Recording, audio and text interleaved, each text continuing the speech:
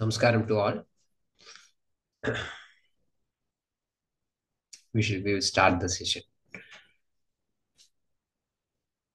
Chadurmukha Vakbhadacharya Madhyamam Asmadacharya Paryandam Vande Guru Paramparam Ragadirogan Sadatanushaktan Asheshakaya Prasrudan Asheshan Aulsukya Moha Aradidan Jakhana Yobhurva Vaidyaya Namostu Tasmai.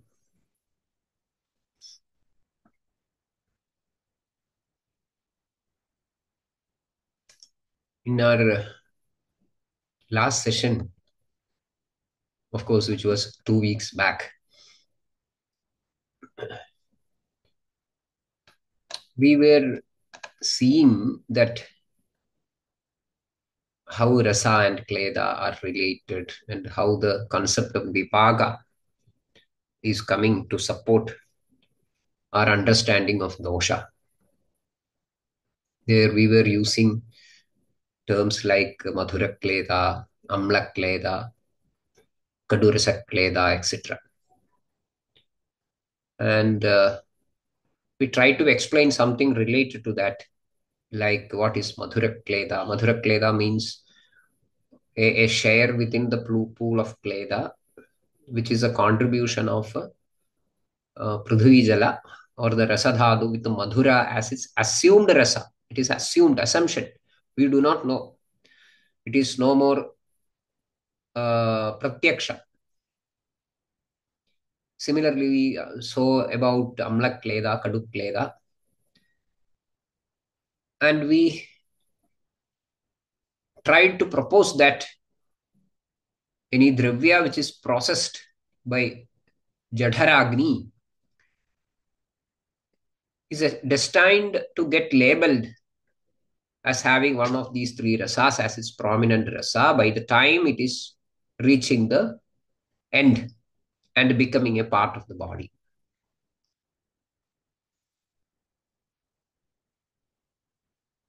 This is how it is conceptualized.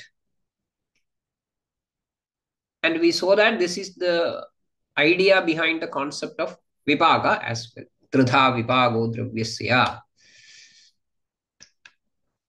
And we notice that we do not find lavana kleda, tikta kleda, kashaya kleda, all these things. And we just had a peep into those aspects. What could be the reason why they are not discussed, all those things? Because theoretically, that is also possible. But they are not considered or they are not under our consideration. And we had a short discussion on that. And we saw that it is all related with the way in which food is processed. So that is one important thing. When we say that, sometimes we take some observations from the Upanishads or some similar works that annadu bhudani jayante. So annam and bhutam. Bhutam means the being. In our context, human being. So annam and human being. Annadu bhudani jayante. So how this bhuda, the being, the human being is manifested from out of anna. That is always a point of serious consideration. That is the biggest magic. Annadu bhudani jayante. Jadanya annena vardhate. So these are all spinning around the three fundamental things happening in the body. Accumulate so as to manifest and grow, transform so as to deliver various functions. It is well defined, well divided, and highly specified, so that transformation should happen. Then, distribution network, the transportation.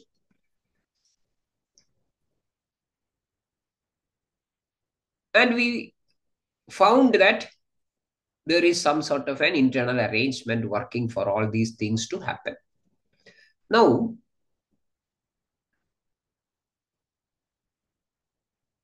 on a substratum where Jala and Prithvi are predominant, and Agni plays a very minimal role, as good as nil, Madhura Rasa is manifested by default. So there is no conflicting ideas behind this statement, or behind or in this statement. Jala and Prithvi, substratum with no serious role to play as far as Agni is concerned. Madhura is set.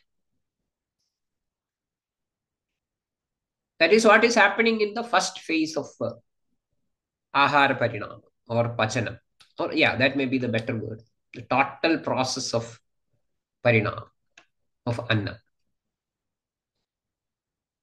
When this substratum is set in a Snigdha Drava predominant form, Jala Prithvi predominant form, with an established Madhura Rasa, and is acted upon by Agni.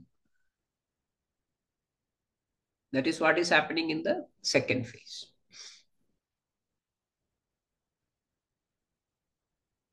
The situation changes. Something so unique is going to happen, which is technically known as Vidaha.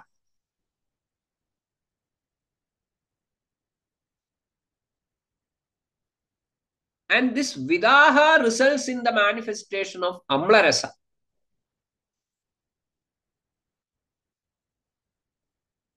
In Purusha, in Loka as well.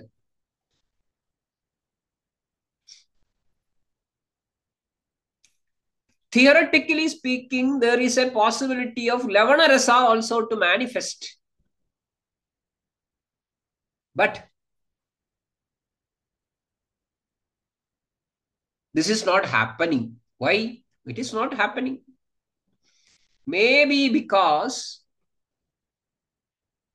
Lavana Rasa is a less stable Rasa than Amla.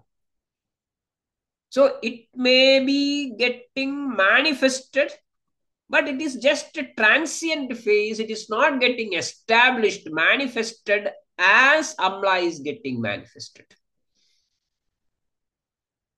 So it is there somewhere between this Madhura to Amla transition, somewhere in between, Lavana may be just popping up and disappearing.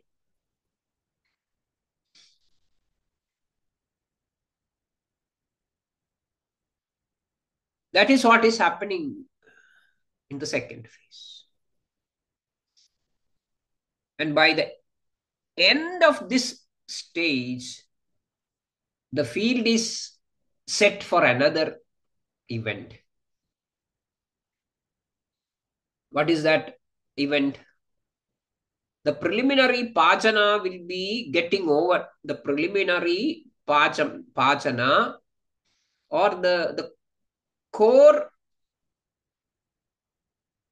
Pachana, which is facilitated by Agni, is getting over. But the Parinama is not over. Role of Agni peaks and then it slowly coming down by the end of second phase. But it does not go off completely. Now, the segregation of Sara and Kitta is happening.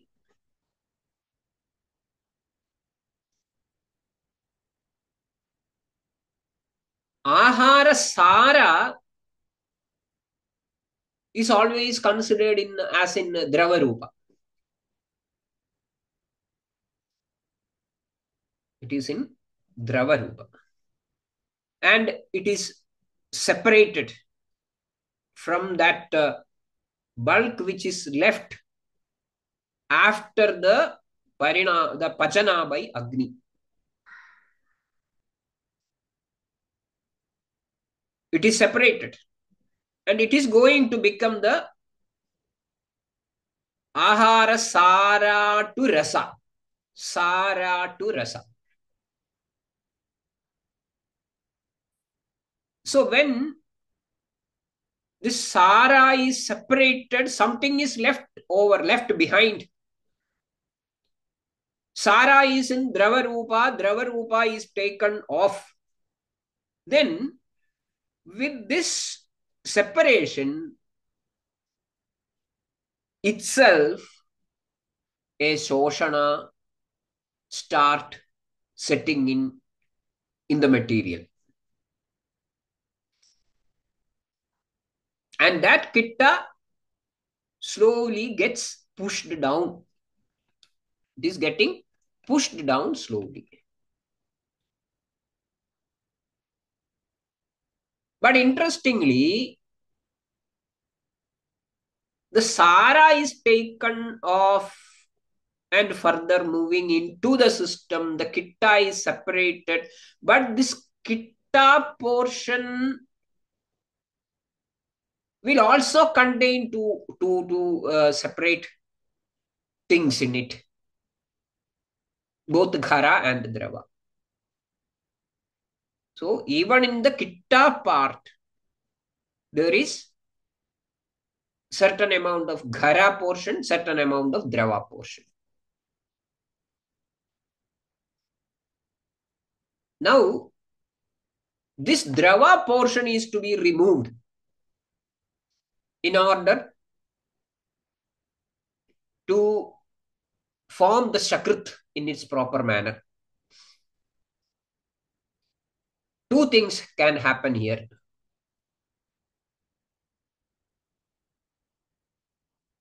A major share of this Drava in the Kitta is going to contribute to the bulk of Mutra. Remaining undergoes Shoshana. Shoshana primarily by Vayu, and of course the Ushna which is following, lingering through the process from the second stage is also helping. But primarily Vayu dominates in order to facilitate this Shoshana. This Vayu is meant for Shoshana as well as Pindikarana of the Sakrit. So there is Ruksha and the lingering presence of Agni, which is going to help Vayu here.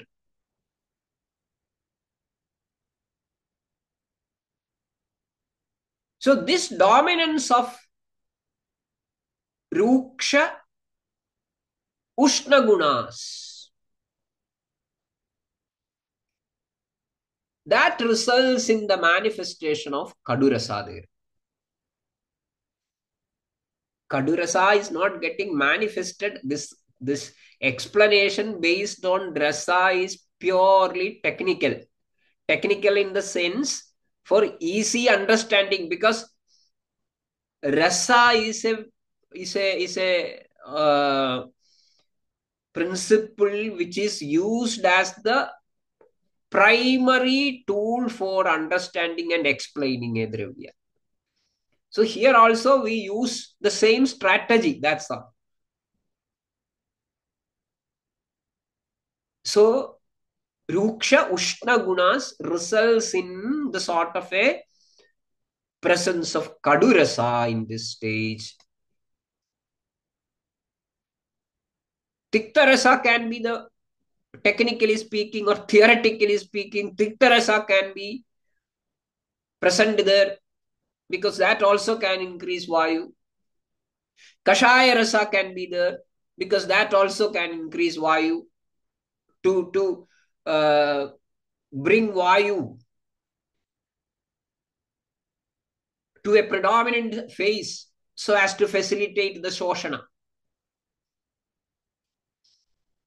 But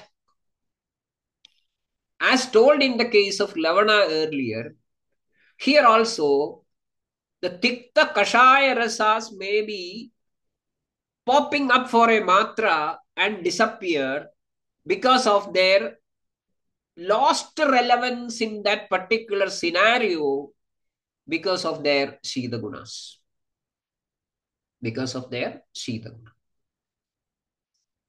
Here the ambience, the field set is Ruksha supported by the lingering Vayu from the second phase. Sorry, Ushna from the second phase. So Ruksha Ushna is what the situation demands, whereas Tikta and Kashaya are Ruksha and Sita. So even though because of the presence of or the that increasing phase of Vayu, they also may try to get into the scene, but they may be failing. Maybe because of the Shida Guna. So they are supposed to queue behind the Kadurasa.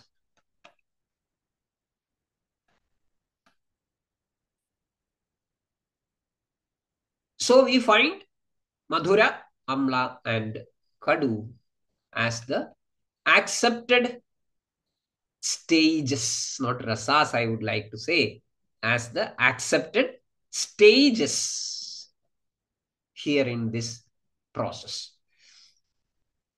It is actually a Madhura predominant stage or phase, Amla predominant phase, and Kadu predominant phase. And this Madhura is considered as the Bhava, Swabhava of Kabha.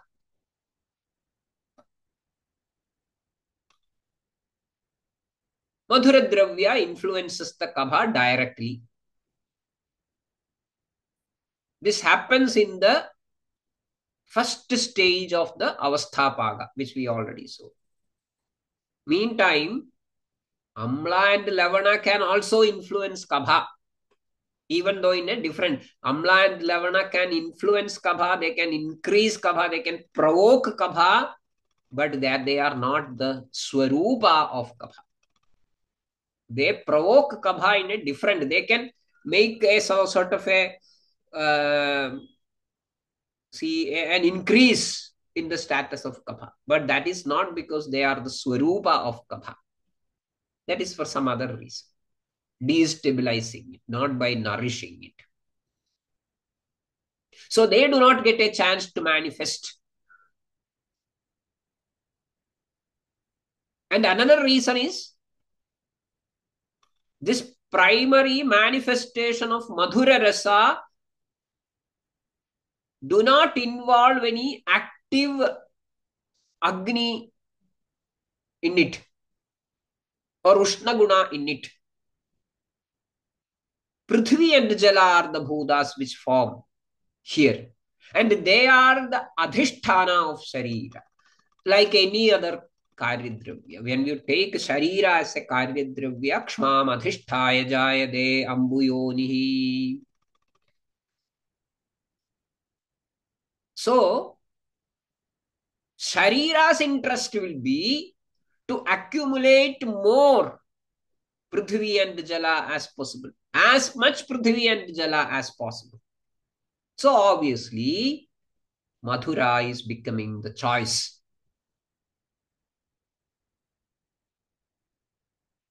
So the field, the substratum, the stage, everything is set for Madhura Rasa. Now, Amla is the rasa which is Agneya with Prithvi, Agni predominance. Of course, there are some differences in opinion about the Bhuda configuration, but the presence of Agni is well established.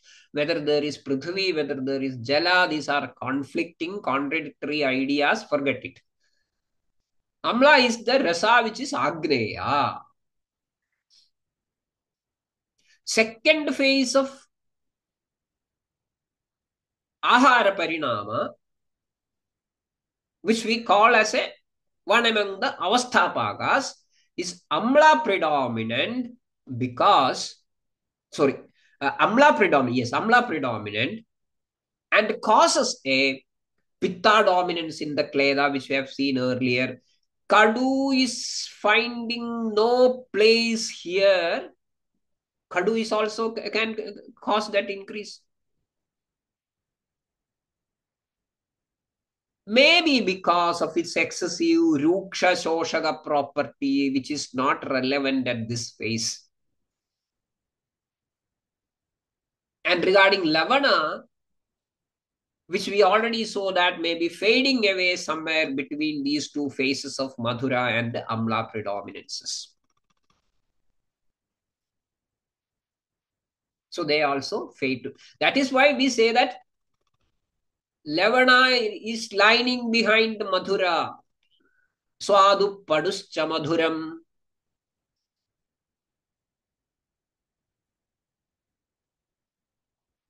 Now, we have already seen what is happening in the third. But when I explain all these things, please remember that all these are some sort of explanations of events that are happening in the Sharira. These explanations may be right or wrong, but the events do not change. We are trying to explain it. That is a fault of human intelligence. We try to explain everything. Explanations may be right or wrong. This explanation stands right as long as it is otherwise proved. But the events do not change. This is happening. That is not going to change. Fine. Now, we called these phases as avastha. So we have seen that, okay, what is happening to the lavana, what is happening to the pitta, what is happening to the kashaya, why do they fail? All those things we have just touched. We can switch over to that explanations as an entire different program. What is happening to dravya? There is, I think, say, maybe based on the Dravyadi Vijnaniyam chapter of Ashtanga Hridayam, we can conduct a long series where this Vipaka also will be discussed. Of course, that is also quite essential because that is going to be the fundamental, how Dravya is conceived, how material is conceived in Ayurveda. But I think for the time being, we are not into that game. Fine. So these are all temporary stages or intermediate stages or avasthapaka. But the interesting thing is, the same trend is maintained till the end as well. That is how it is proposed. The same trend which is happening in the three different phases of Parinama comes together once we touch the target. In the Rasadhatu as well, these three combinations of Bhuta Gunas organize and cooperate till it reaches the Aharasara, then Rasadhatu. Many things are happening. So at the end, when it comes to that Rasa, there will be contributions from the first phase, contributions from the second phase, contributions from the third phase, all together, and there can be an internal arrangement which cannot be seen from outside, which cannot be perceived from outside, but there can be an internal arrangement where these Bhuta Gunas organize within into three combinations and operate. Jala Prithvi set, Agni predominant, Agni set, and Vayu Akasha set. That these three sets continue to navigate through the entire process as such and reach the Aharasara first and further to the Rasadhadu, and thanks to the efficacy of Bhudagnis for these things are getting materialized. For this smooth sailing, we have to thank to the Bhudagnis. So, in effect, any dravya consumed as ahara is received by the system in three sets. One which shall be influenced by kabha, which can stimulate kabha in turn, that is madhura and lavana, which are manifested as madhura at the end. Sharira, as we told earlier, Sharira avoids lavana to manifest because of the risk of the stuff getting destabilized. If it takes as such, okay, lavana is also my friend, okay, let him come. What is going to happen? It is going to spoil the entire stuff because of its unstable Agneyata, profuse Agneyata, which is making the entire stuff asthira. The Prithvi Jala Adhishthana of the Sharira will be spoiled.